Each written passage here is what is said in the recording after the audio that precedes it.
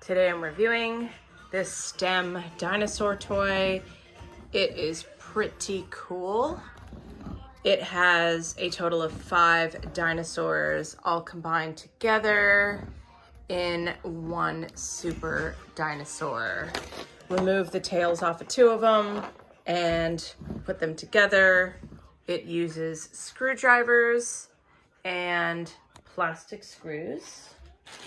So we've got screwdrivers here,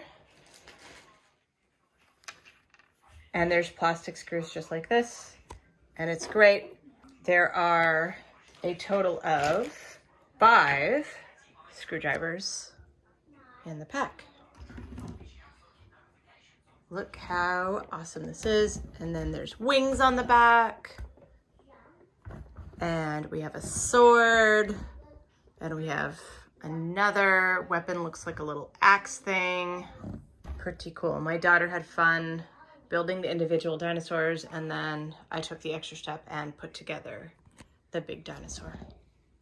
Thanks for listening and watching my video. This is a pretty fun kids toy with parent supervision.